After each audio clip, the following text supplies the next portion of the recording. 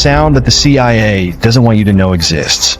We've obtained recently declassified whistleblower documents that allege that the CIA has been lying to Congress and the President of the United States to hide the sound. The allegations claim that the CIA suppressed witnesses and created a misinformation campaign against the U.S. public. The whole intelligence community of the United States has publicly denied this ever happening. If you hear the sound, it'll change the way your brain works. It changes your life. It turns it upside down. Since 2014, there have been over 1,500 reported cases of the sound. The sound has claimed victims on every continent besides Antarctica. The FBI, the DoD, and the CIA have dedicated millions of dollars in countless investigations to try to figure out where this sound is coming from. And supposedly nobody knows. What you all are saying is there's a government cover-up. The public statements that the executive branch is making are inconsistent with the classified record. Many months ago, I decided to look into it.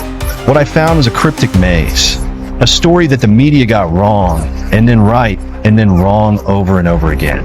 This is a story about government cover-ups, whistleblowers, top-secret documents, and Cold War-era technology. Can you give us some details about how high this goes in our government? I've been knee-deep in countless academic articles, clinical studies, and official press briefings. I talked to the experts, advisors for DARPA, the DoD, and the Joint Chiefs of Staff. I've been contacted by some colleagues from the Department of State. We have a set of cases we'd like to take a look at. This story was swept under the rug, and the case was closed too early. This is the story of Havana Syndrome. The Biden administration is under pressure from Congress to investigate a growing number of mysterious attacks. It's called Havana Syndrome. Havana Syndrome. The bizarre illness has been reported over the years, but no clear source of it. All these debilitating medical ailments, the overwhelming majority of evidence is hidden behind classified walls.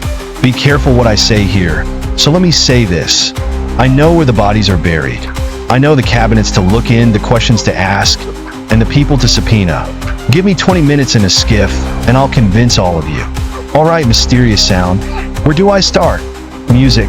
In the fall of 2016, workers at the U.S. Embassy in Havana started sending reports up the chain of command. Some of them were at home, some of them were in a hotel room. It happened during the day, and it happened during the night. But all of them heard a sound, an intense, high-pitched, focused noise coming from a specific direction. If they walk away, they don't hear it. But if they walk back, they do. Here's what the sound does. Pressure first in the head, and then in the body. It sharpens, becoming unbearable. Their vision becomes blurry. The world starts spinning, and their balance falters. Lights start to hurt, and then they collapse. They wake up and go back to normal life, though the sound is gone. Their symptoms start to get worse. Fatigue, chronic headaches, vision problems, and balance issues. They can't concentrate, they can't work, they have a hard time sleeping. Their memory isn't the same, both long and short term. It's all jumbled. Time itself becomes confusing. Music. What the CIA, FBI, and State Department all agree to is to keep the incidents in Havana highly confidential. Internally, it causes a mess, a big one. A geopolitical tension level of mess. The U.S. government removes a large amount of staff from the Cuban embassy, then expels some Cuban diplomats from D.C. after they issue travel restrictions. It's a big deal, but at this point, it's all happening behind closed doors. The big question, of course, is what is this?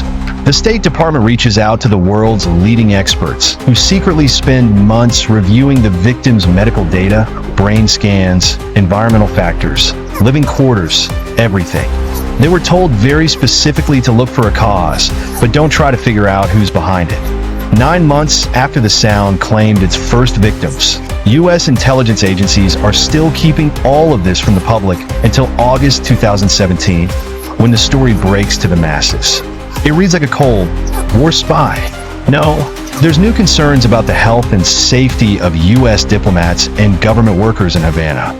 Anonymous U.S. officials leaked to the Associated Press that the sound comes from an advanced device that operated outside the range of audible sound. This has sent the State Department scrambling. In 2016, you don't know what this incident is. The U.S. government is investigating this. I'm not going to get into it. We don't have any definitive answers about the source or the cause of what we consider to be incidents. What I thought it was a device, wasn't it confirmed?